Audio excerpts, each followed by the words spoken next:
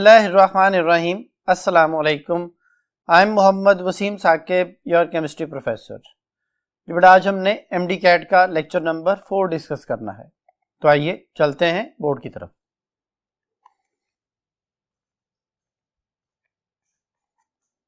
जी students, बेटा आज का जो हमारा टॉपिक है वो अल्कोहल और फिनोल से रिलेटेड है। तो इसमें हमने जो टॉपिक डिस्कस करने बेटा उसमें अल्कोहल्स की क्लासिफिकेशन, जिसमें primary, secondary and tertiary alcohols के बारे में बात होगी, इसकी नॉमेनक्लेचर, इसके स्ट्रक्चर, इसकी प्रिपरेशंस, इसकी रिएक्टिविटी और उसके रिएक्शंस, जिसमें हम जो है chemistry of alcohol by the preparation of जो ईथर्स है और एस्टर्स है उसके बारे में भी डिस्कशन करेंगे।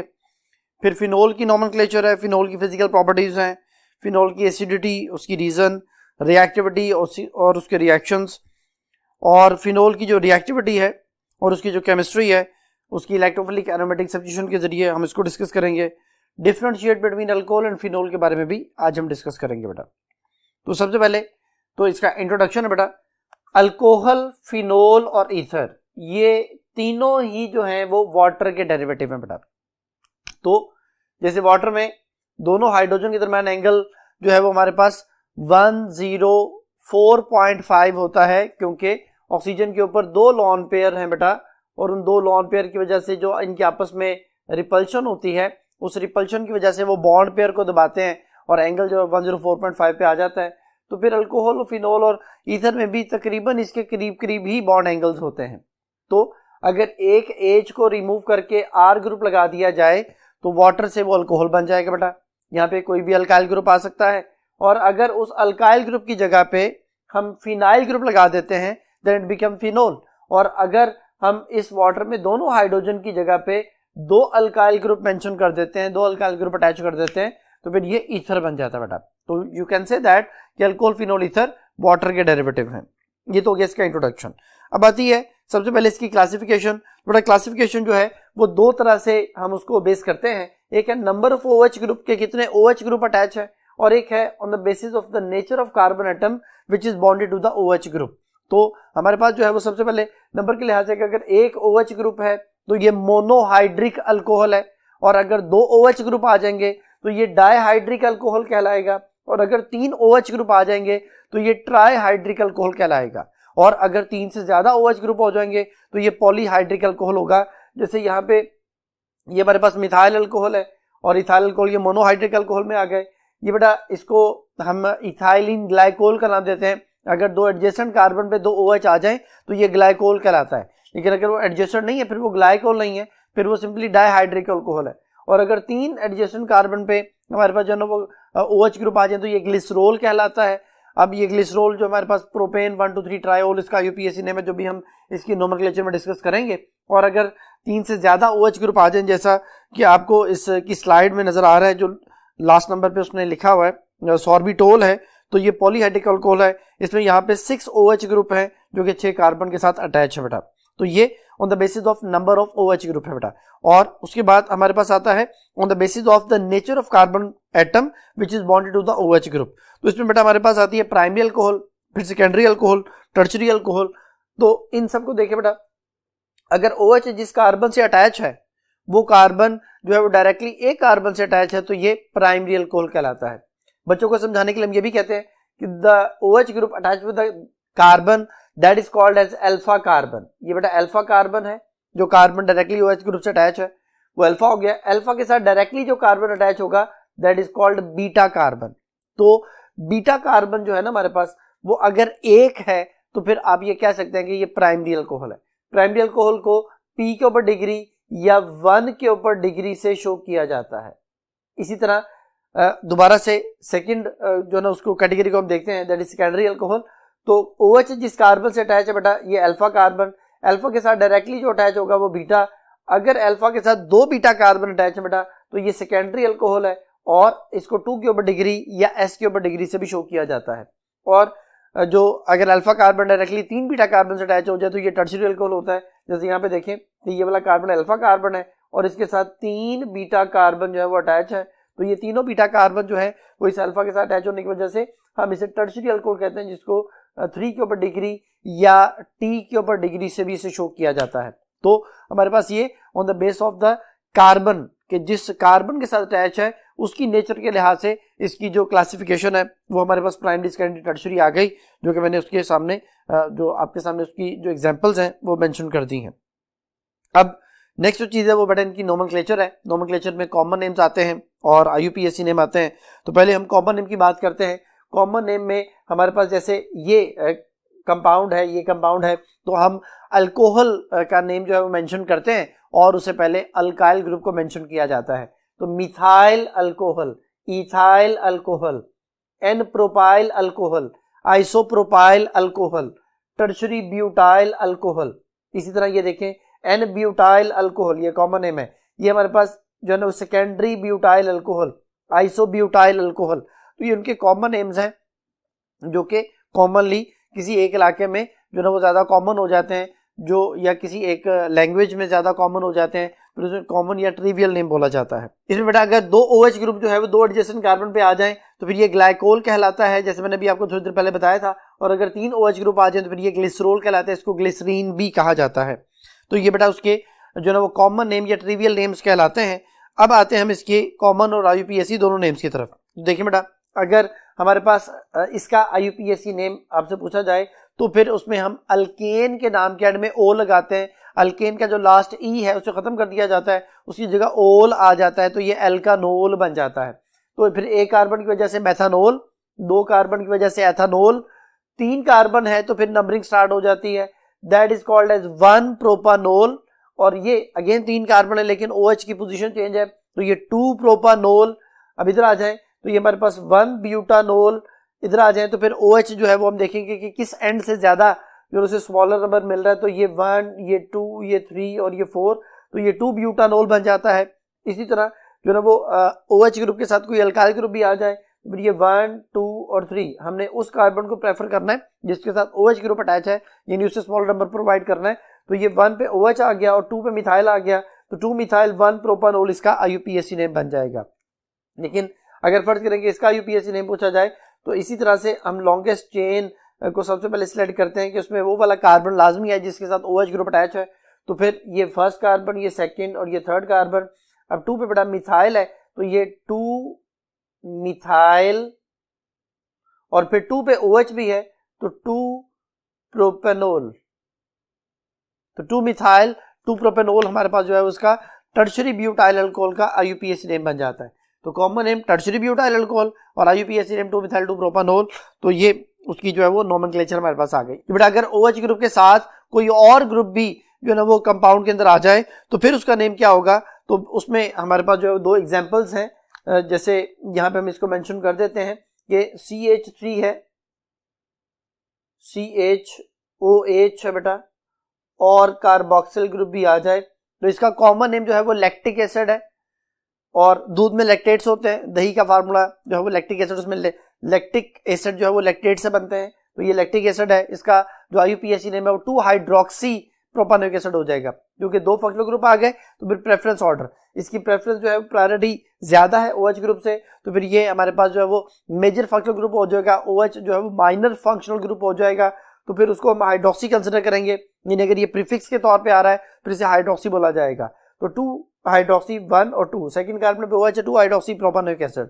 इसी तरह अगर जो ना वो कार्बोक्सिल ग्रुप एक से ज्यादा हो जाए और उनके साथ जो है ना वो OH ग्रुप भी आ जाए, जैसा यहाँ पे इधर मेंशन कर देता हूं मैं कि जी हमारे पास CH के साथ OH है, फिर CH के साथ OH है और इसमें 2 कार्बोक्सिल ग्रुप भी है बेटा, तो इसका कॉमन नेम जो है वो टार्टेरिक एसिड है और इसका IUPAC name 2,3 dihydroxy butane 1,4 dioic acid जो है उसका IUPAC नेम है, जो कि टार्टेरिक एसिड का बेटा। तो ये सारी चीजें आपके सामने एक स्लाइड की शक्ल में भी शो हो रही हैं जिसमें इन सबके कॉमन नेम और इनके IUPAC नेम भी मेंशन किया गया है। बेटा उसके बाद हमारे पास जो है ना वो इनके स्ट्रक्चर के हवाले से एक MCQ है। MCQ बेटा आपके सामने है। क्वेश्चन है, molecule of an alcohol have similar geometry to that of the water and it has bond angle. बेटा ये मैं आपको शुरू में बात बता चुका हूँ कि अल्कोहल की ज्योमेट्री जो है वाटर जैसी होती है क्योंकि ये वाटर का डेरिवेटिव है। तो इसका बॉन्ड एंगल क्या होगा? पहली ऑप्शन जो है 109.5 है, बीटा ऑप्शन जो है 107.5 है, चार्ली 105 डिग्री है और डेल्टा 102 डिग्री है। तो बेटा जो अल्कोहल है क्योंकि उसमें जो है ना वो एक तरफ कार्बन जो ना वो हमारे पास आ जाता है, या अल्काइल ग्रुप आ जाता है, जिसकी वजह से इसकी ज्योमेट्री रहती है तो वाटर जैसी है, लेकिन bond angle slightly very little उसमें चेंज आता है और वो 105 डिग्री पे चला जाता है, जो कि यहाँ पे चार्ली ऑप्शन में मेंशन है। तो फिर इस एमसीक्यू का आंसर चार्ली ऑप्शन। ये बेटा नेक्स्ट जो है वो हमारे पास क्वेश्चन है कि which of the following type of alcohol is more acidic in nature, कौन सा अल्कोहल जो है सबसे ज्यादा एसिडिक है। तो अभी हम इसको डिस्कस करेंगे, लेकिन एमसीक्यू जो है वो आपके सामने है, तो फिर इसका आंसर जो है हमारे पास क्या होगा। पहली ऑप्शन है मिथाइल अल्कोहल, बीटा ऑप्शन जो है वो हमारे पास जो है सेकेंडरी अल्कोहल है, चार्ली ऑप्शन जो है वो अगेन प्राइमरी अल्कोहल है, और डेल्टा ऑप्शन टर्शियरी अल्कोहल है। बड़ा जो मिथाइल अल्कोहल है ये सबसे ज्यादा एसिडिक होता है। अभी हम इसको जो है प्रेपरेशन के बाद डिस्कस भी करते हैं। तो नेक्स्ट जो टॉपिक हमारे पास है वो प्रिपरेशन ऑफ अल्कोहल है। तो देखिए बेटा अल्कोहल को किस तरह से प्रिपेयर किया जा सकता है। अल्कोहल को प्रिपेयर करने के जो मेथड है बेटा हमारे पास, उनमें सबसे पहले जो है वो हाइड्रेशन ऑफ अल्कीन है, अल्कीन में वाटर की एडिशन।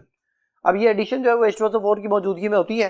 पहले H2SO4 इसमें ऐड होता है, ये इथीन है, H2SO4 को मैंने ब्रेक करके लिखा है H, फिर ये O, फिर SO3H है, तो ये H2SO4 ही, लेकिन उसको तोड़ के लिख दिया। ये बेटा इसमें ऐड होता है, पाई बॉन्ड में जब भी एडिशन होगी 2 सिग्मा बॉन्ड बनेंगे, ये इस तरह से एडिशन हो गई। एडिशन होने के बाद जो कंपाउंड बना इथाइल सल्फोनेट बन गया। इथाइल सल्फोनेट जो है वो हमारे पास जो है वो ये दोबारा से लिख लिया, वाटर के साथ इसका रिएक्शन करवाया एट 100 डिग्री सेंटीग्रेड, यानी यू कैन से दैट कि बॉइलिंग वाटर के साथ रिएक्शन होगा और वाटर ब्रेक होगा और ये भी ब्रेक होगा, ये ब्रेक होके ये चीज इस H के साथ मिलके दोबारा से H2SO4 बन जाएगी और OH ग्रुप इसकी जगह पे आ जाएगा, सो वी गेट अल्कोहल। तो अल्कोहल को प्रिपेयर करने का ये हमारे पास जो पहला मेथड आ गया। तो फिर नेक्स्ट जो हमारे पास सेकंड मेथड है वो है कि किसी भी अल्काइल हैलाइड को आप वाटर के साथ उसकी हाइड्रोलिसिस कर ली जाए, या फिर उसमें वाटर में थोड़ी सी बेस ऐड कर दिया जाए, यानी जैसे एक्वस KOH है, एक्वस NaOH है, तो फिर भी अल्कोहल प्रिपेयर हो जाता है। ये न्यूक्लियोफिलिक सब्स्टिट्यूशन रिएक्शन है जिसमें Ki सेपरेट और OH ग्रुप जो है वो आयोडीन को रिप्लेस कर देता है। तो by the hydrolysis, by the आप ये कह सकते हैं अल्कली या alkaline hydrolysis of the alkyl halide हम अल्कोहल को प्रिपेयर करते हैं। इसी तरह एल्डिहाइड या कीटोन जो है वो इनकी जो हाइड्रोजिनेशन से भी हम अल्कोहल को प्रिपेयर करते हैं। जो एल्डिहाइड है उससे प्राइमरी अल्कोहल बनता है और जो हमारे पास कीटोन है उसकी हाइड्रोजिनेशन से हमारे पास सेकेंडरी अल्कोहल बनता है। तो ये 2 हाइड्रोजन है, एक हाइड्रोजन इधर ऐड होता है, एक हाइड्रोजन इधर ऐड होता है और ये CH3CH2OH जो है उसमें कन्वर्ट हो जाता है। निकल, प्लाटिनम, प्लाटियम वगैरह इसके लिए जो है वो कैटलिस्ट होते हैं। तो ये जो ना 3 मेथड जो है हमारे पास इसकी प्रिपरेशन के लिए आ गए। अब इसी चीज के हवाले से एक एमसीक्यू है कि which of the following method is not used to prepare alcohol, कौन सा मेथड अल्कोहल को प्रिपेयर करने में इस्तेमाल नहीं होगा। पहली ऑप्शन है by the hydration of alkyne, जो आपको बता चुका हूं कि अल्कीन की हाइड्रेशन से अल्कोहल प्रिपेयर होता है, पहली बात तो ठीक है। बीटा ऑप्शन है by the hydrolysis of water और एक्वस अल्कली अल्काइल हैलाइड, वो कहता है कि जी वाटर के साथ या एक्वस अल्कली के साथ अगर आप अल्काइल हैलाइड की हाइड्रोलिसिस करते हैं तो अब भी अल्कोहल बनेगा, तो ठीक है। चौथी ऑप्शन है by the reduction of the aldehyde and ketones, aldehyde and ketone की रिडक्शन कर लें, हाइड्रोजनेशन कर लें, उससे भी हमारे पास अल्कोहल ही बनता है। और जनरल ऑप्शन है bye the acid hydrolysis of the alkane nitrile, alkane nitrile की एसिड हाइड्रोलिसिस बेटा कार्बोक्सिलिक एसिड बनता है। जैसे यहाँ पे मैं लिखता हूँ बेटा, हमारे पास है कोई भी अल्केन नाइट्राइल, जैसे ये कंपाउंड जो आपके सामने लिख रहा हूँ बेटा मैं, this is called ethane nitrile, methyl cyanide, ethane nitrile. इसमें बेटा पहले वाटर ऐड होता है, ये वाटर ऐड हो गया, ऐड होने में पाई बॉन्ड खत्म होते हैं, अमाइड बनता है, तो ये एथेनमाइड आ गया। एथेनमाइड बनने के बाद इसकी हाइड्रोलिसिस होती है बेटा, जो कि एसिड की मौजूदगी में अगर करवाई जाए तो फिर कार्बोक्सिलिक एसिड बनता है। ये NH3 बनता है, यानी ये वाला H और ये NH2 NH3 बनाता है। NH3 में फिलहाल इसे लिख लेता हूँ समझाने के लिए, और बाकी OH जो है वो NH2 की जगह पे आ जाता है, तो ये कार्बोक्सिलिक एसिड प्रिपेयर हो गया बेटा। लेकिन ये बेस और ये एसिड आपस में रिएक्शन कर सकते हैं, सो वी ऐड जो है वो स्ट्रॉन्ग एसिड, हम इसके अंदर एक HCl या स्ट्रॉन्ग एसिड ऐड करते हैं। HCl जो है वो इसको न्यूट्रलाइज करेगा, HCl जब इसके साथ रिएक्शन करेगा तो ये इसे कन्वर्ट कर देगा NH4Cl में, अब ये सॉल्ट बन गया। अब ये कार्बोक्सिलिक एसिड को जो है वो सॉल्ट में कन्वर्ट नहीं करेगा, तो फिर जो है ना हमारे पास यू कैन से दैट कि by the acid hydrolysis of the जो है वो अल्केन नाइट्राइल है, कार्बोक्सिलिक एसिड को प्रिपेयर करता है, इसमें अल्कोहल नहीं बनता, जो कि यहाँ पे डेल्टा ऑप्शन में मेंशन है कि by the acid hydrolysis of alkane nitrile, तो फिर this method is not used to prepare alcohol. तो इस एमसीक्यू का आंसर डेल्टा ऑप्शन। जो बेटा नेक्स्ट जो है हमारे पास टॉपिक वो है रिएक्टिविटी। अल्कोहल की रिएक्टिविटी जो है बेटा 2 तरह से होती है, एक वो रिएक्टिविटी जिसमें या वो रिएक्शन जिसमें हम ये कहते हैं कि जी कार्बन ऑक्सीजन बॉन्ड ब्रेक हो जाए। अगर कार्बन ऑक्सीजन बॉन्ड ब्रेक होता है बेटा तो ये OH ग्रुप रिलीज हो जाएगा, यानी न्यूक्लियोफाइल अटैक करेगा और वो OH को रिप्लेस करके न्यूक्लियोफाइल उसे सब्स्टिट्यूट कर जाएगा, तो it is also called as nucleophilic substitution reaction. और इसमें हमारे पास जो है वो 4 मैंने जो है ना वो यहाँ पे कंपाउंड्स लिखे हैं, इनकी फैमिलीज भी साथ मेंशन कर दी हैं। ये टर्शियरी ब्यूटाइल अल्कोहल है जो कि टर्शियरी अल्कोहल है, ये आइसोप्रोपाइल अल्कोहल जो कि सेकेंडरी अल्कोहल है बेटा, सेकेंडरी अल्कोहल फैमिली है और उसका अपना जाती नेम आइसोप्रोपाइल अल्कोहल है। ये प्राइमरी अल्कोहल जो कि इथाइल अल्कोहल लिखा हुआ है, और ये नर्सरी अल्कोहल जो कि मिथाइल अल्कोहल को कहते हैं। तो ये 4 कंपाउंड हमारे पास आ गए। अब इनमें सबसे अच्छी बेस कौन सी है, मैं बच्चों को इस तरह से समझाता हूं कि जो अल्कोहल्स हैं ये एसिड बेस दोनों तरह से रिएक्ट करते हैं, दीज आर एम्फोटेरिक। तो ये जो एम्फोटेरिक नेचर है, ये जो डुअल नेचर शो करते हैं, वो किस तरह से बिहेव करेंगे, कब कैसे बिहेव करेंगे, उसके लिए मैं बच्चों को कहता हूं कि इनमें अच्छी बेस कौन सी है। तो बेटा याद रखिएगा सबसे अच्छी बेस टर्शियरी अल्कोहल है। टर्शियरी अल्कोहल क्यों है, इसका कॉन्सेप्ट हमने जो टॉपिक पढ़ा था पहले लास्ट लेक्चर्स में, उसमें मैंने ये बताया था कि जो टर्शियरी कार्बोकैटाइन है वो सबसे अस्टेबल होता है। अभी इसको मैं नेक्स्ट बोर्ड पे भी समझाऊंगा।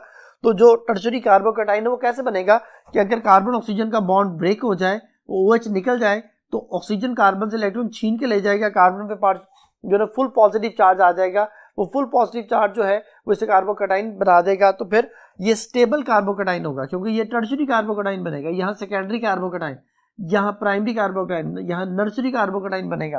तो फिर सबसे स्टेबल कार्बोकैटाइन जो है वो हमारे पास टर्शियरी कार्बोकैटाइन होता है। अब होता क्या है, कॉन्सेप्ट क्या है, ये अच्छी बेस क्यों है, ये सारा जो है कॉन्सेप्ट समझाने के लिए मैं बच्चों को कहता हूं कि आप याद रखें कि CH3 एक इलेक्ट्रॉन डोनेटिंग ग्रुप है। ये बात हमने 9 चैप्टर वाला जो टॉपिक पढ़ा था उसमें हमने ये कॉन्सेप्ट बताया था कि जो अल्काइल ग्रुप होते हैं ये इलेक्ट्रॉन डोनेटिंग ग्रुप होते हैं, through hyper conjugation electron donate करते हैं बेंजीन रिंग को। फिर यहाँ पे भी हम इसको इसी तरह से समझाते हैं कि हाइपर कॉन्जुगेशन के तहत इसके जो कार्बन हाइड्रोजन का बॉन्ड है, हाइड्रोजन थोड़ी देर के लिए सेपरेट होता है, जो सिग्मा इलेक्ट्रॉन्स हैं वो डोनेट कर दिए जाते हैं। तो फिर these 3 methyl are electron donating group through hyperconjugation. अब इसने इलेक्ट्रॉन डोनेट करने बेटा इस अल्फा कार्बन को जिसके साथ OH ग्रुप अटैच है, इस मिथाइल ने भी ऐसा ही करना है, इसने भी इलेक्ट्रॉन जो ना ग्रुप अब अपना जो इलेक्ट्रॉन पेयर है जो कि हाइड्रोजन छोड़ने के बाद जो डोनेट किया जाएगा, इसे भी उसी अल्फा कार्बन को इलेक्ट्रॉन डोनेट करने हैं, इस नीचे वाले CH3 ने भी इलेक्ट्रॉन डोनेट करने हैं। अब तीनों ने उस अल्फा कार्बन को जिसके साथ OH ग्रुप अटैच था अपने इलेक्ट्रॉन डोनेट कर दिए।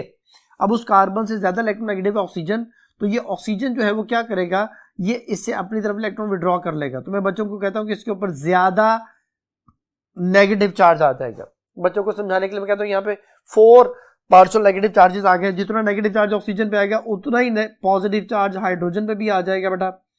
तो ये जो ना अब अट्रैक्शन बहुत ज्यादा बढ़ गई बिटवीन ऑक्सीजन एंड हाइड्रोजन। अब बेटा ये वाला एक अट्रैक्शन, ये वाली एक अट्रैक्शन, ये वाली एक अट्रैक्शन, ये वाली एक अट्रैक्शन, टोटल 4 अट्रैक्शन और एक बॉन्ड। यानी मैं बच्चों को समझाने के लिए कहता हूं कि जी 5 बॉन्ड है जो अब आपने ब्रेक कर रहे हैं ऑक्सीजन हाइड्रोजन में।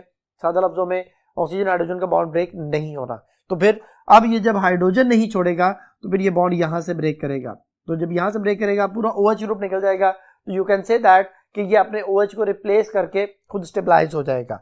यहाँ पे देखें 2 CH3 है, यहाँ पे 3 थे, ये भी अपने इलेक्ट्रॉन डोनेट करेंगे, लेकिन इनकी इलेक्ट्रॉन डोनेशन जो है वो टर्शियरी के मुकाबले में जरा कम होगी क्योंकि यहाँ पे ज्यादा थी। अब फिर क्या होगा, ये इस CH से इलेक्ट्रॉन ऑक्सीजन अपनी तरफ विड्रॉ करेगा। अब इसके ऊपर 3 पार्शियल नेगेटिव हम समझने के लिए लिख लेते हैं और ये उतना ही पार्शियल पॉजिटिव इसके ऊपर भी आ गया। अब यहाँ पे तो अट्रैक्शन बहुत ज्यादा थी, यहाँ पे अट्रैक्शन थोड़ी सी कम हो गई, यानी अब ऑक्सीजन हाइड्रोजन का बॉन्ड थोड़ा सा आसानी से ब्रेक हो सकता है। तो फिर यहाँ पे कार्बन ऑक्सीजन का बॉन्ड थोड़ा सा लेस रिएक्टिव हो गया, यहाँ पे बहुत ज्यादा रिएक्टिव था, थोड़ा सा लेस रिएक्टिव हो गया। यहाँ पे आए तो एक CH3 है, इलेक्ट्रॉन डोनेट करने हैं बेटा इसको और उसे इलेक्ट्रॉन इसने छीनने, 2 नेगेटिव लिख देते हैं, 2 पॉजिटिव आए। तो उसी तरह से यहाँ पे बॉन्ड थोड़ा सा और वीक हो गया ऑक्सीजन हाइड्रोजन का, तो वो साथ फिर जो है इसकी reactivity carbon oxygen bond activity भी कम हो गई। और यहाँ पे कोई जो इलेक्ट्रॉन डोनेटिंग ग्रुप इस नर्सरी अल्कोहल में मिथाइल अल्कोहल में नहीं है, तो फिर इसके ऊपर सिंगल नेगेटिव चार्ज आएगा, या आप ये कह सकते हैं कि इस बॉन्ड को ब्रेक करना सबसे आसान है। तो फिर अगर इस बॉन्ड को ब्रेक करना सबसे आसान है तो फिर ये सबसे अच्छा एसिड बन जाएगा। यहाँ पे इसको मैं मेंशन करता हूँ, ये हमारे पास है, तो ये सबसे अच्छा एसिड हो जाएगा। तो stronger acid is the nursery alcohol, ये नर्सरी अल्कोहल है बेटा। यानी ये अपने हाइड्रोजन को जल्दी रिप्लेस करेगा, इसकी जगह पे कोई भी मेटल वगैरह आ सकती है, बिहेविंग लाइक एन एसिड। लेकिन यहाँ पे ये क्या है, ये एक वीक बेस के तौर पे एक्ट कर रहा है। तो जो स्ट्रॉन्ग एसिड होता है वही वीक बेस होती है, तो फिर उससे ज्यादा स्ट्रॉन्गर बेस ये है, उससे ज्यादा स्ट्रॉन्गर बेस ये है, सबसे स्ट्रॉन्गर बेस ये है बेटा। तो ये स्ट्रॉन्गर बेस जो है, मैं बच्चों को समझाने के लिए कहता हूं, इसको आप जस्टिफाई करते हैं with the help of Lucas test. जैसे ल्यूकास टेस्ट भी कई बच्चे बोलते हैं, तो ल्यूकास टेस्ट है, लुकास टेस्ट, उसमें क्या होता है, उसमें बेटा हम HCl के साथ रिएक्शन करवाते हैं, तो ये हमारे पास अल्कोहल HCl के साथ फौरन रिएक्शन करता है, तो ये टर्शरी अल्कोहल सबसे जल्दी रिएक्शन करके इमीडिएटली ऑयली लेयर बना लेती है। जो सेकेंडरी अल्कोहल है वो HCl से रिएक्शन करती है आफ्टर 5 to 10 मिनट, और जो हमारे पास प्राइमरी अल्कोहल है ये ऑन बॉइलिंग जो है वो ऑयली लेयर बनाती है, यानी काफी देर के बाद रिएक्शन होता है। अगर आप इसे हीट ना करें तो 25 to 30 मिनट लगते हैं रिएक्शन होने में, और इसमें और ज्यादा टाइम भी चाहिए, टेम्परेचर हीट भी चाहिए। फिर इसका मतलब ये है कि ये जल्दी HCl से रिएक्शन करती है, यानी अच्छी बेस है, आपने OH को जल्दी रिप्लेस करके वाटर बना देती है। तो बच्चों को समझाने के लिए हम ये कहते हैं कि स्ट्रॉन्गर बेस है। तो फिर अगर स्ट्रॉन्गर बेस है तो ये वीकर एसिड है। वीकर एसिड का मतलब है कि ये अपने H को रिलीज नहीं करेगी, जो मैंने यहाँ कॉन्सेप्ट समझाया, H रिलीज नहीं करेगी तो उससे जल्दी H ये रिलीज कर सकती है, ये उससे जल्दी ये सबसे अच्छी। तो ये स्ट्रॉन्गर एसिड, ये उससे वीक, ये उससे वीक, ये उससे वीक। तो फिर दोनों कॉन्सेप्ट हमारे पास आ गए कि जब न्यूक्लियोफाइल अटैक करता है, न्यूक्लियोफिलिक सब्स्टिट्यूशन होती है, ये कार्बन ऑक्सीजन बॉन्ड ब्रेक होता है, तो ये हमारे पास रिएक्टिविटी ऑर्डर आ गया। और जब हमारे पास जो है वो कोई इलेक्ट्रोफाइल अटैक करता है, हाइड्रोजन को रिप्लेस करना है, क्योंकि हाइड्रोजन के ऊपर पार्शियल पॉजिटिव चार्ज है, तो इसकी जगह पे कोई नया इलेक्ट्रोफाइल आ सकता है, इलेक्ट्रोफिलिक सब्स्टिट्यूशन हो सकती है, तो फिर उसके लिए हमारे पास सबसे रिएक्टिव जो है वो नर्सरी अल्कोहल है या मिथाइल अल्कोहल है। तो ये हमारे पास उसका रिएक्टिविटी ऑर्डर बेटा हमारे पास आ गया, जो ना मैंने आपको कॉन्सेप्ट समझा दिया। अब इससे रिलेटेड जो है ना वो नेक्स्ट ऑर्डर को समझने के लिए हम नेक्स्ट बोर्ड की तरफ चलते हैं। जी स्टूडेंट्स, बेटा नेक्स्ट जो कॉन्सेप्ट है वो है रिएक्शंस ऑफ अल्कोहल, जिसमें जो है ना वो बेसिकली हम स्टेबिलिटी ऑफ कार्बोकेटाइन की बात करते हैं, स्टेबिलिटी ऑफ जो है ना वो अल्कोक्साइड आयन की बात करते हैं, क्योंकि टाइप ऑफ रिएक्शन दो तरह के हैं। एक वो रिएक्शन है जिसमें कार्बन ऑक्सीजन बॉन्ड ब्रेक होता है, एक वो रिएक्शन है जिसमें ऑक्सीजन हाइड्रोजन बॉन्ड ब्रेक होता है। तो सबसे पहले हमने जो चीज देखनी है रिएक्शन में वो स्टेबिलिटी है। तो स्टेबिलिटी जो है ना वो ऑर्डर जो है वो हमारे पास, जैसे मैंने भी आपको बताया था कि टर्शरी जो कार्बोकेटाइन है वो सबसे ज्यादा स्टेबल होता है, और उसके बाद जो सेकेंडरी और फिर जो है ना वो प्राइमरी और फिर उसके बाद नर्सरी आता है। तो इसका मतलब ये हुआ बेटा कि जल्दी OH छोड़ दिया, छोड़ने के बाद वो स्टेबल हो गया, लेकिन रिएक्ट भी ये जल्दी करेगा।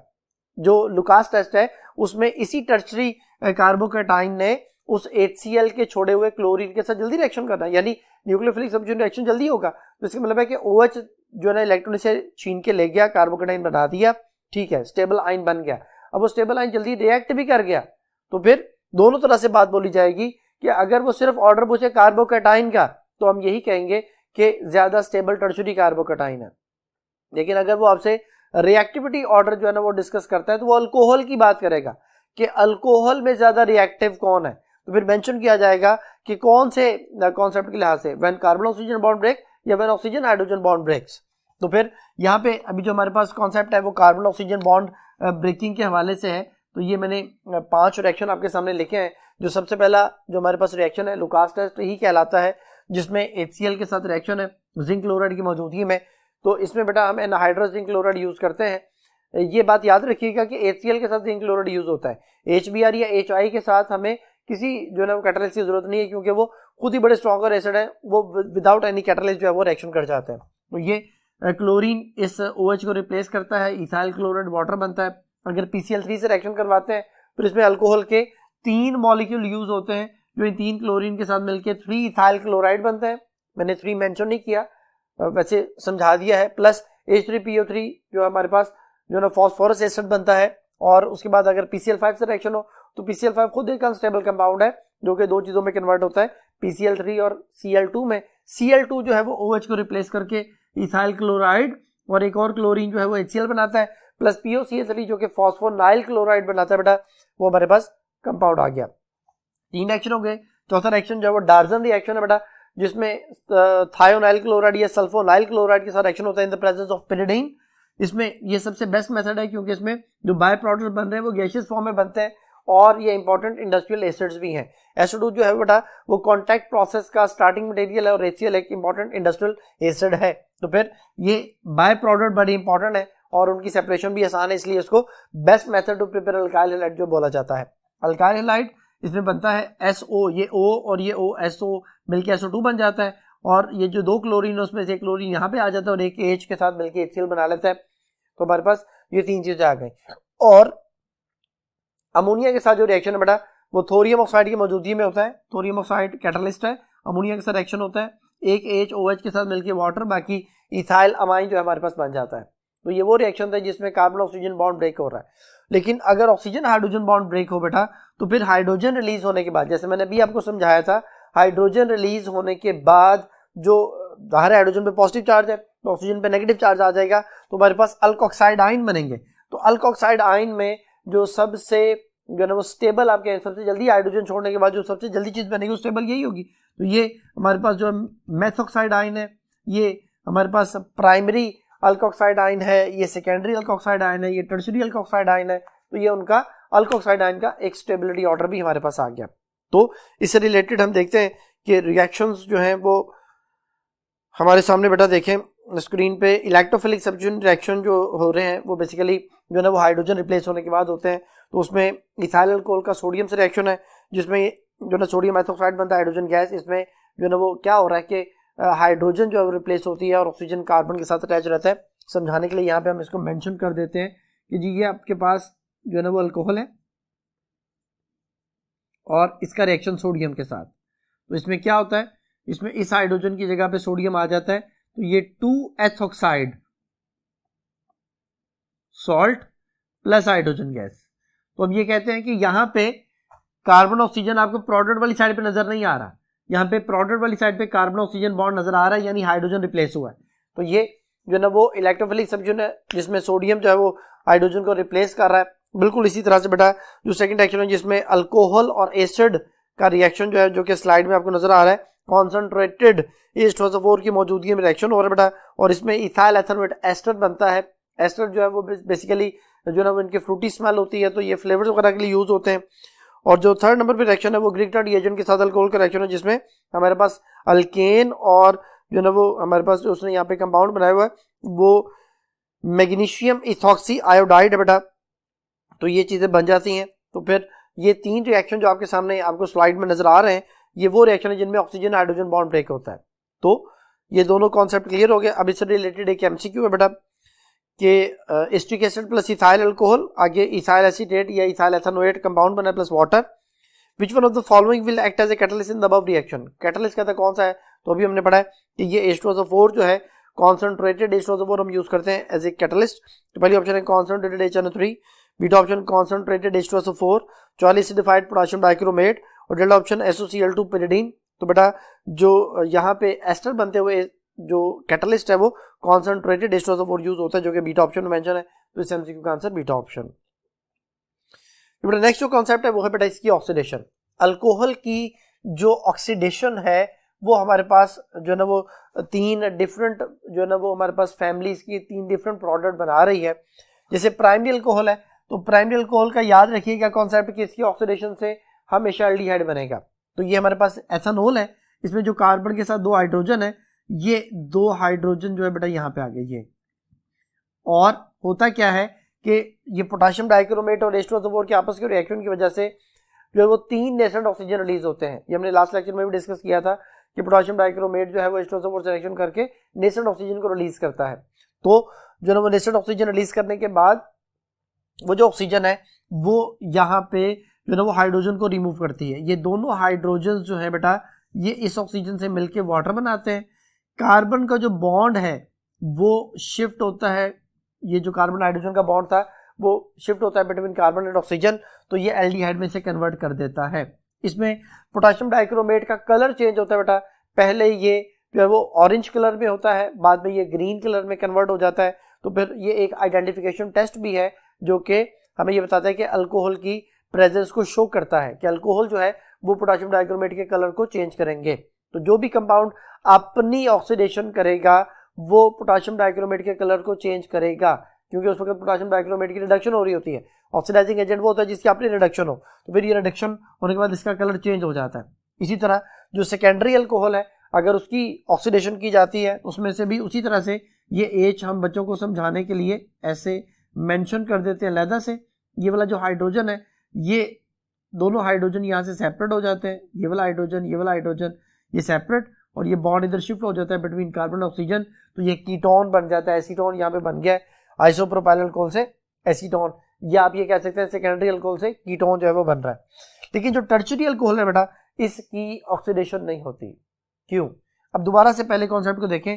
यहाँ पे इस अल्फा कार्बन के पास हाइड्रोजन मौजूद था, अगेन इस अल्फा कार्बन के पास हाइड्रोजन मौजूद था, तो प्राइमरी सेकेंडरी अल्कोहल दोनों में अल्फा कार्बन के पास हाइड्रोजन मौजूद होता है, लेकिन टर्शियरी अल्कोहल में अल्फा कार्बन के पास हाइड्रोजन नहीं है, इसलिए फिर इसकी ऑक्सीडेशन नहीं हो पाती। तो फिर इसकी क्या होती है? इसकी एलिमिनेशन होती है। Elimination mean carbon carbon double bond बनता है। वाटर तो इसमें से भी माइनस होता है। H2SO4 जो है वो क्या करता है? वाटर माइनस करता है। कैसे?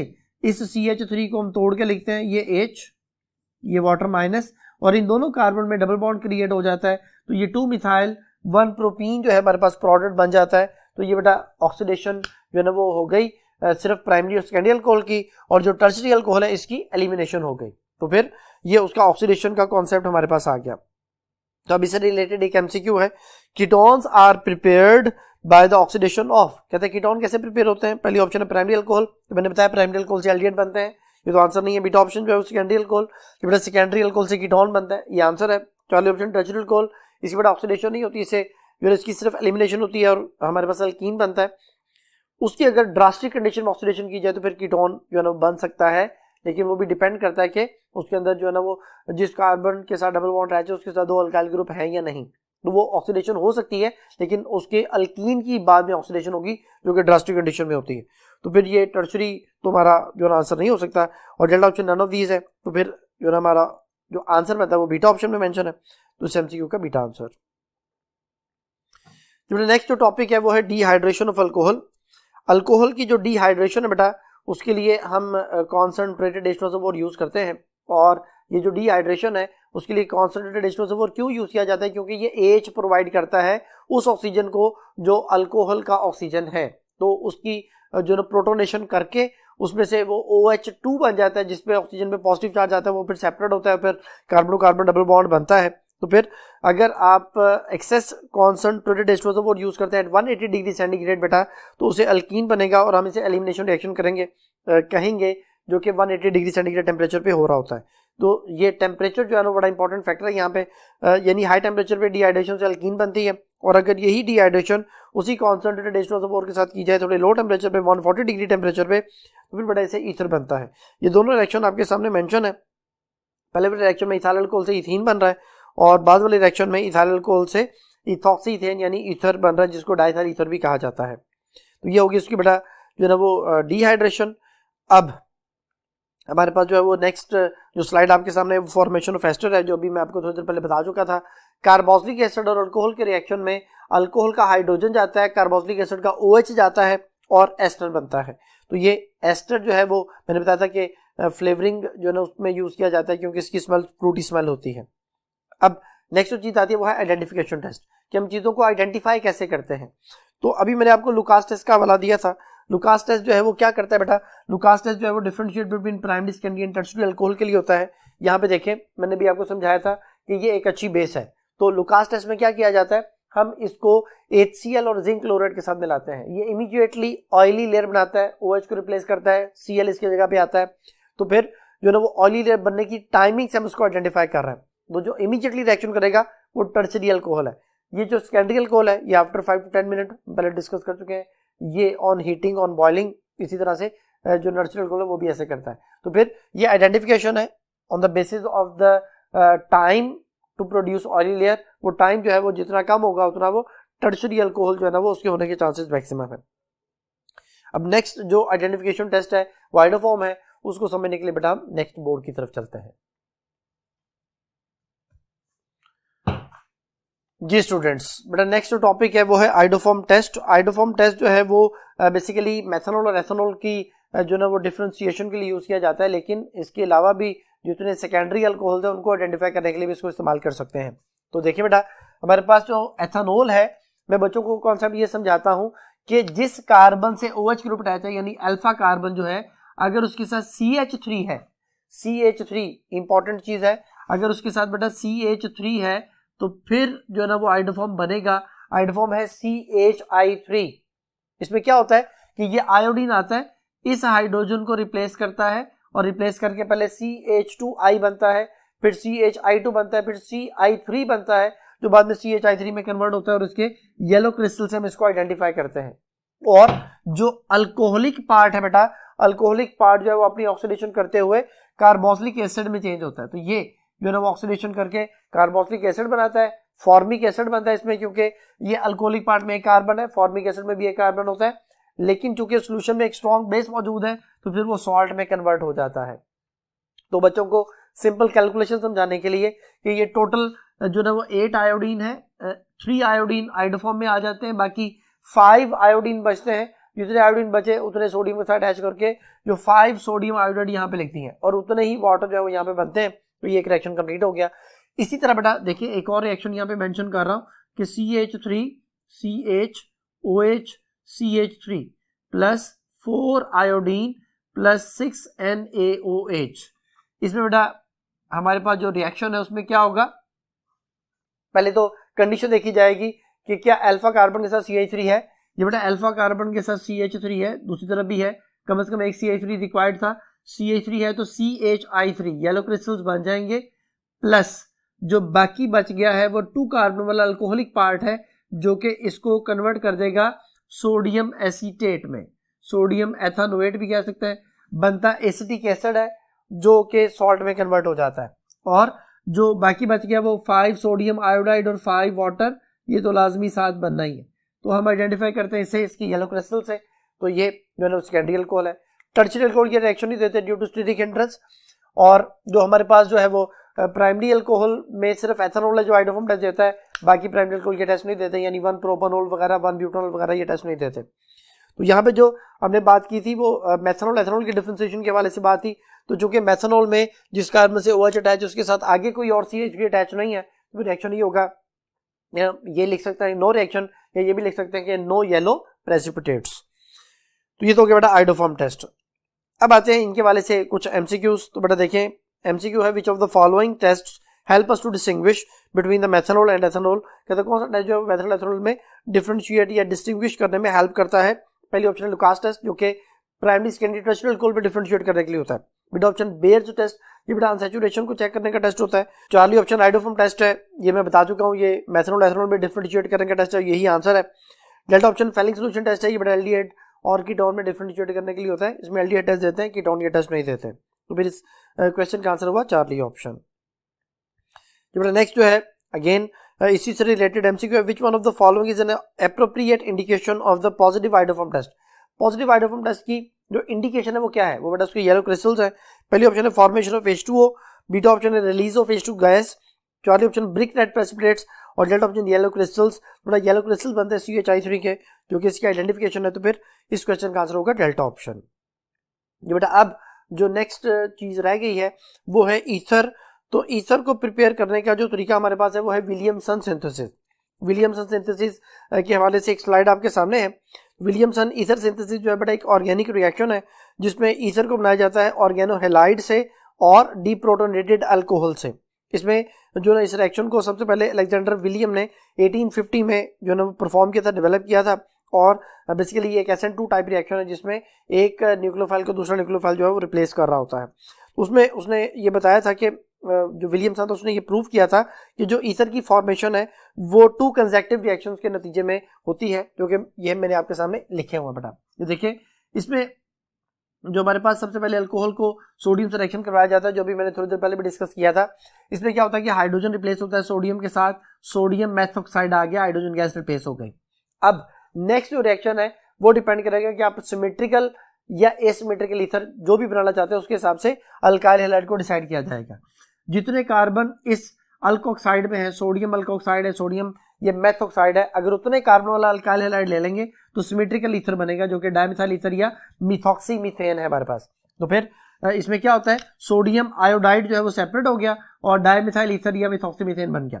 लेकिन अगर ये अल्काइल हैलाइड आप इथाइल आयोडाइड या प्रोपाइल आयोडाइड ले लेते हैं तो फिर उस हिसाब से उसी तरह से सोडियम आयोडाइड सेपरेट हो गया और ये इथाइल ग्रुप ऑक्सीजन के साथ आके अटैच हो गया, तो ये हमारे पास जो है ना वो मिथाइल इथाइल ईथर या इसको मिथॉक्सी इथेन भी कहा जाता है। तो इसका मतलब ये हुआ कि सिमेट्रिकल और अनसिमेट्रिकल या एसिमेट्रिकल दोनों तरह के ईथर जो है वो विलियमसन सिंथेसिस से प्रिपेयर किए जा सकते हैं। ये बड़ा इस टॉपिक से रिलेटेड एक एमसीक्यू है, क्वेश्चन है Williamson synthesis of ethers is superior to alcohol because it makes. कहते हैं विलियमसन सिंथेसिस जो ईथर को प्रिपेयर करने का एक मेथड है वो अल्कोहल से सुपीरियर है क्योंकि ये बनाता है।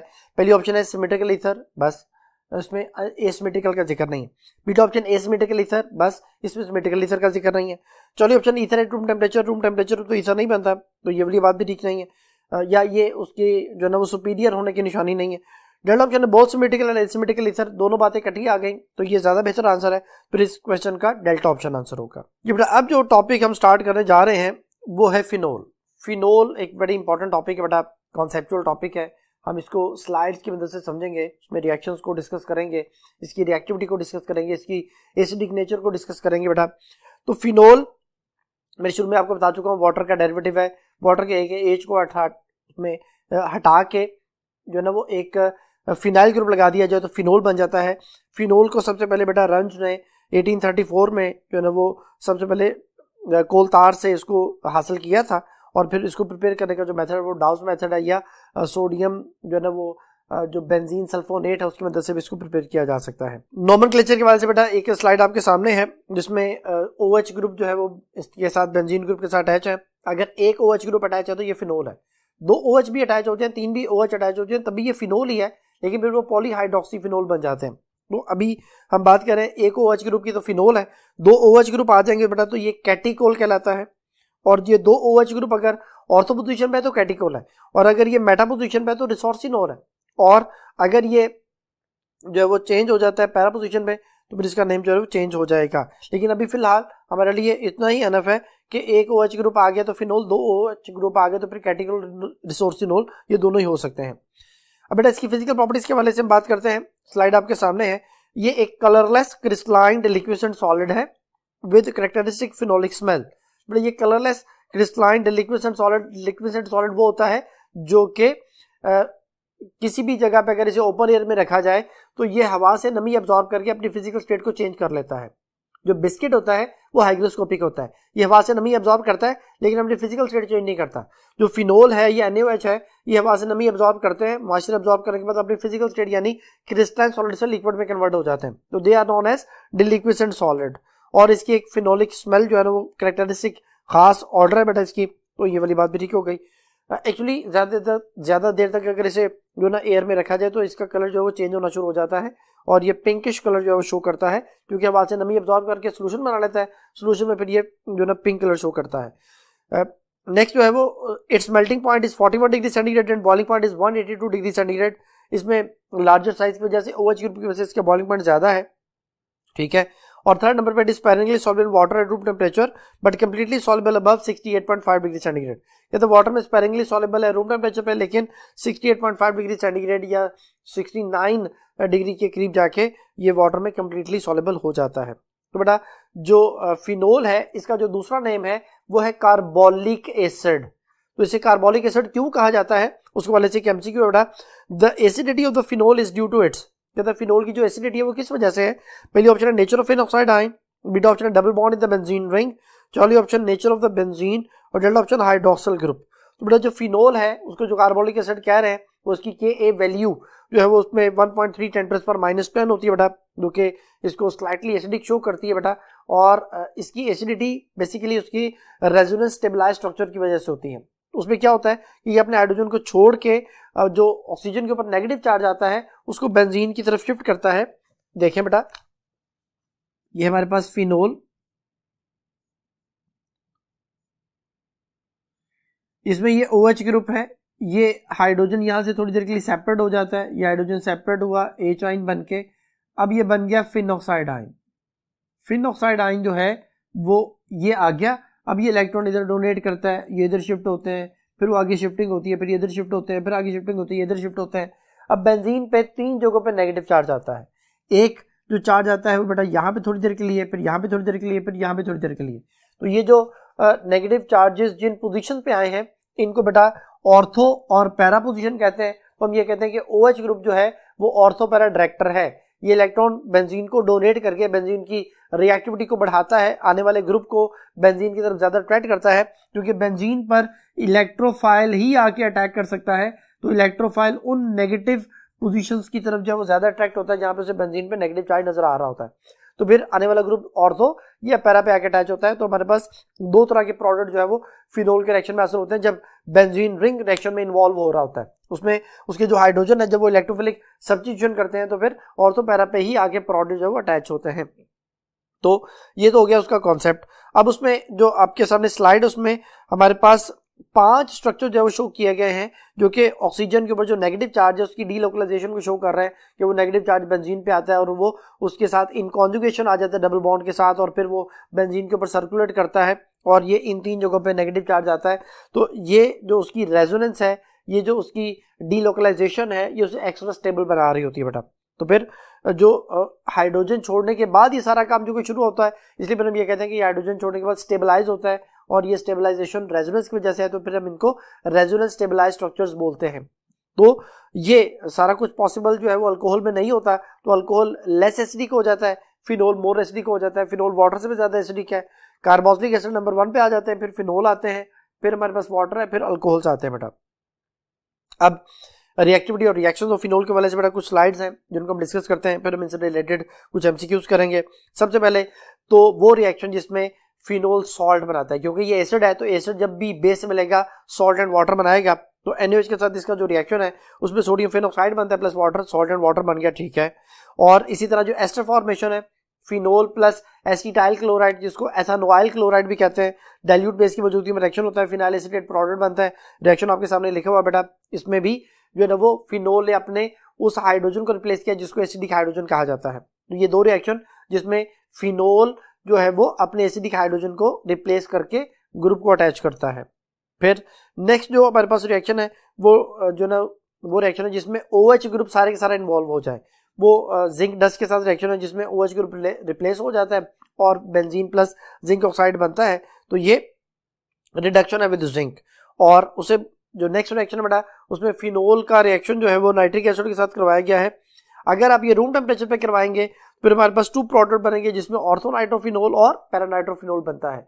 ऑर्थोनाइट्रोफिनोल जो है इसमें इंट्रामोलिकुलर हाइड्रोजन बॉन्डिंग होती है और ये जो है वो ज्यादा स्टेबल हो जाता है, और जो पैरानाइट्रोफिनोल है इसमें इंट्रामोलिकुलर हाइड्रोजन बॉन्डिंग नहीं होती इसलिए ज्यादा स्टेबल नहीं होता। तो ये उनकी परसेंटेजेस भी इस हवाले से चेंज होती रहती हैं। अगर हाई टेम्परेचर पे यानी 100 डिग्री सेंटीग्रेड पे आप ज्यादा number of moles of HNO3 को यूज करते हैं, कॉन्सेंट्रेटेड HNO3 इसमें एज ए कैटलिस्ट होता है, फिर हमारे पास पिक्रिक एसिड बनता है जो कि 2,4,6 ट्राइनाइट्रोफिनोल जो है वो उसका जो PSC नेम है। फिर जो सल्फोनेशन है बेटा फिनोल की वजह से जो नेक्स्ट ग्रुप आना है वो ऑर्थो पैरा पे ही आ सकता है। तो अगर आप सल्फोनेशन करते हैं H2SO4 की मौजूदगी में तो फिर हमारे पास ortho hydroxy benzene sulphonic acid और para hydroxy benzene sulphonic acid product बनता है। और अगर जो ना वो हम इसका कन्फर्मेटरी टेस्ट देखें तो बेटा बेंजीन फिनोल के 2 कन्फर्मेटरी टेस्ट हैं। एक तो जो है वो ब्रोमीन वाटर के साथ रिएक्शन है जिसमें 2,4,6 ट्राइब्रोमोफिनोल जो है वो ब्रोमीन के साथ रिएक्शन करने पे बनता है, जिसके वाइट प्रेसिपिटेट जो है वो उसको आइडेंटिफाई करते हैं। इसके अलावा फिनोल को फेरिक क्लोराइड के साथ भी मिला के उसको आइडेंटिफाई किया जाता है जिसमें वायलेट कलरेशन जो है वो हमें हासिल होती है। तो ये 2 जो चीजें हैं वो फिनोल की कन्फर्मेशन को शो करती हैं। इसी तरह वो रिएक्शन जिसमें बेंजीन के अंदर मौजूद पाई बॉन्ड्स इन्वॉल्व होते हैं, वो रिएक्शन में जो फिनोल है वो जो है वो उसमें कन्वर्ट हो जाता है साइक्लोहेक्सानोल में। इसमें बेंजीन के रिंग जो है पाई बॉन्ड्स वो इन्वॉल्व हो रहे होते हैं। फिनोल को हम जो है वो डिफरेंट पॉलीमर्स बनाने में भी यूज करते हैं। फिनोल और फॉर्मेल्डिहाइड का जो एक हमारे पास पॉलीमर है बेकेलाइट, जिसको जो है मेलामाइन भी कहा जाता है, स्ट्रक्चर आपके सामने बैठा जिसमें फिनोल और फॉर्मेल्डिहाइड के रिएक्शन से हमारे पास जो प्रोडक्ट बनता है वो ऑर्थो हाइड्रोक्सी बेंजाइल अल्कोहल और पैरा हाइड्रोक्सी बेंजाइल अल्कोहल बनता है। और अगर इसको हम इसकी पॉलीमराइजेशन कर लें तो फिर कंडेंसेशन पॉलीमराइजेशन के जरिए बेकेलाइट बनता है जिसका स्ट्रक्चर आपके सामने है। तो अब जो इस वाले से बेटा कुछ MCQs है। तो पहला MCQ है Ka value of the phenol is 1.3 10⁻⁻10, ठीक है, और यही आंसर हो सकता है। बी ऑप्शन 1.7 10⁻10, ये ठीक नहीं है। चौथी ऑप्शन 2 × 10⁻9 और डेल्टा ऑप्शन 1.3 × 10⁻10। तो फिर इसका आंसर अल्फा ऑप्शन में है, बाकी ऑप्शन मैच नहीं करती, तो इस MCQ का अल्फा ऑप्शन। नेक्स्ट क्वेश्चन है बेटा, the relative acid strength of the carboxylic acid water phenol ethanol has the following out of the decreasing acid strength. ये बेटा जो मैंने भी आपको थोड़ी देर पहले बात बताई थी कि सबसे ज्यादा एसिडिक कार्बोक्सिलिक एसिड है, फिर फिनोल है, फिर वाटर है, देन अल्कोहल आता है। पहले ऑप्शन में कार्बोक्सिलिक एसिड, फिनोल, फिर एथेनॉल और वाटर। जो एथेनॉल पहले लिख दिया, वाटर पहले आना चाहिए था। एथेनॉल जो है वो सबसे लेस एसिडिक है, पहले ऑप्शन ठीक नहीं है। बीट ऑप्शन में फिनोल को ज्यादा एसिडिक लिख दिया, कार्बोक्सिलिक एसिड से गलत हो गया। चौथी ऑप्शन में कार्बोक्सिलिक एसिड, फिर फिनोल, फिर वाटर, देन एथेनॉल, ये सही ऑर्डर है। ये बेटा उसकी आंसर एक्सप्लेनेशन में उन सब की के वैल्यूज भी मेंशन है जो कि इसी ऑर्डर को जो है ना वो प्रूव करती हैं, तो यही हमारा आंसर होगा, क्योंकि डेल्टा ऑप्शन में वाटर सबसे ज्यादा एसिडिक लिखा हुआ जो कि पॉसिबल नहीं है। तो इसे एमसीक्यू का चार्ली आंसर। ये बड़ा इंपॉर्टेंट क्वेश्चन था, 2013 में ये पूछा गया था। एक और सवाल जो 2013 में पूछा गया, उसमें एक क्वेश्चन है कि aqueous phenol decolourises bromine water to form white precipitate, what is the structure of the white precipitate formed. But वो कहता है कि जो एक्वस फिनोल है वो ब्रोमीन के जो कलर है उसका ऑरेंज रेडिश ब्राउन कलर जो होता है उसको वो खत्म कर देती है और व्हाइट प्रेसिपिटेट बना देती है। तो वो जो व्हाइट प्रेसिपिटेट बनते हैं उसकी जो स्ट्रक्चर है वो क्या है, उसका फार्मूला है वो क्या होगा। तो बेटा वो 2,4,6 ट्राइब्रोमोफिनोल होता है जो कि अल्फा ऑप्शन में मेंशन है, क्योंकि बीटा ऑप्शन में सिर्फ 2 ब्रोमोफिनोल है, चौथे ऑप्शन में 4 ब्रोमोफिनोल है, डेल्टा ऑप्शन में सिर्फ 3 ब्रोमो लगाए, OH है ही नहीं जो कि पॉसिबल नहीं है, बीटा चार्ली भी पॉसिबल नहीं है, सिर्फ अल्फा ही पॉसिबल है। तो इसे एमसीक्यू का अल्फा आंसर। नेक्स्ट क्वेश्चन है, picric acid behaves like an acid but it is. कहते पिक्रिक एसिड एक जो है वो एसिड की तरह बिहेव करता है, लेकिन ये क्या है। पहली ऑप्शन है फिनोल, बीटा ऑप्शन है carboxylic acid, Charlie inorganic acid, delta alcohol. तो बेटा जो पिक्रिक एसिड है वो बेसिकली एक फिनोल है, क्योंकि इसका नाम है 2,4,6 ट्राई नाइट्रोफिनोल। तो इट इज जो उसकी फैमिली बनती है वो फिनोल ही है, जो कि अल्फा ऑप्शन मेंशन है। तो इस एमसीक्यू का अल्फा आंसर। क्वेश्चन नंबर जो नेक्स्ट क्वेश्चन है बेटा वो है, when phenol is reduced in the presence of zinc dust we get. अगर फिनोल को जिंक डस्ट के साथ मिलाते हैं तो बेटा इसकी रिडक्शन हो जाती है और बेंजीन बनता है। पहली ऑप्शन है साइक्लोहेक्सेन, बीटा ऑप्शन है benzene, Charlie benzyl alcohol, delta cyclohexene. तो फिर हमारे पास जो है वो बीटा ऑप्शन में बेंजीन मेंशन है, बट इस एमसीक्यू का आंसर बीटा ऑप्शन। बेटा नेक्स्ट जो एमसीक्यू है वो अगेन इसी से रिलेटेड है, which compound will have the maximum repulsion with water. कहता है वाटर के साथ किसकी रिपल्शन सबसे ज्यादा होगी, जो कि उसके साथ कोई अट्रैक्शन क्रिएट नहीं करेगा, उसकी मैक्सिमम रिपल्शन होगी। पहली ऑप्शन है बेंजीन, बीटा ऑप्शन है ethyl alcohol, Charlie propyl alcohol है, एन प्रोपाइल अल्कोहल है बेसिकली, और डेल्टा ऑप्शन बेटा ईथर है। तो बेटा जो बीटा चार्ली डेल्टा है इसमें ये सारे पोलर हैं। एक्चुअली जो बीटा और चार्ली है ये दोनों तो अल्कोहल्स हैं, और इनमें OH ग्रुप है जो हाइड्रोजन बॉडी कर सकता है वाटर के साथ और आसानी से डिसॉल्व हो सकता है। जो ईथर है वो पोलैरिटी शो कर रहा है ऑक्सीजन कार्बन के EN डिफरेंस की वजह से, लेकिन बेंजीन रिंग में कार्बन हाइड्रोजन है जिसकी EN जो डिफरेंस की वैल्यू है 0.5 से कम होती है, जिसकी वजह से ये पोलर नहीं या नॉन पोलर है। तो फिर इसकी मैक्सिमम रिपल्शन वाटर के साथ होगी, ये अलग से लेयर बनाएगा वाटर के ऊपर, तो उसमें डिसॉल्व नहीं होगा। तो एमसीक्यू का अल्फा आंसर। ये बेटा जो लास्ट टॉपिक है वो डिफरेंस है बिटवीन अल्कोहल एंड फिनोल। तो फिनोल और अल्कोहल का एक डिफरेंस है जो कि इसको हमने कंपैरिजन मेथड के जरिए आपके सामने एक स्लाइड की शक्ल में लिख दिया है। तो देखते हैं बेटा, फिनोल जो it is partially soluble water, ठीक है, और जो अल्कोहल है बेटा it is readily soluble in water. Second number पे इट हैज कैरेक्टरिस्टिक स्मेल, जो फिनोलिक ऑर्डर है, फिनोल की फिनोलिक ऑर्डर होती है, कैरेक्टरिस्टिक जो ना वो स्मेल है बेटा, ठीक है, और अल्कोहल की प्लेजेंट ऑर्डर होती है, अच्छी खुशबू होती है, ठीक है। फिनोल की जो एसिडिक जो ना वो नेचर है उसकी के वैल्यू की वजह से 1.3 10⁻⁻10, और जो अल्कोहल की के वैल्यू वो इंतहाई कम होती है 10⁻⁻18 होती है, जो कि इसे इंतहाई वीक एसिड बना देती है। फिर फिनोल रूम टेम्परेचर पे सॉलिड होता है, अल्कोहल रूम टेम्परेचर पे लिक्विड होती है, और फिनोल जो है वो बेंजीन में कन्वर्ट हो जाता है अगर उसको जिंक डस्ट के साथ मिलाते हैं, और जो अल्कोहल है वो जिंक डस्ट से रिएक्शन नहीं करती। फिनोल जो है अगर उसकी hydrogenation in the presence of निकल करते हैं तो फिर इसमें साइक्लोहेक्सानोल बनता है, और अल्कोहल की हाइड्रोजनेशन नहीं हो सकती निकल की मौजूदगी में। फिनोल जो है वो पर्पल या वायलेट कलर देता है विद फेरिक क्लोराइड, और जो अल्कोहल है वो कोई कलरेशन फेरिक क्लोराइड के साथ प्रोवाइड नहीं करता। फिनोल व्हाइट पिपड़ी देता है विद ब्रोमीन वाटर, लेकिन अल्कोहल ब्रोमीन वाटर से रिएक्शन नहीं करता। तो ये बेटा उसका कंपैरिजन था। ये था बेटा आज का सारा टॉपिक, सारा लेक्चर। उम्मीद है कि आपको समझ आ गई होगी। नेक्स्ट लेक्चर तक के लिए अल्लाह हाफिज।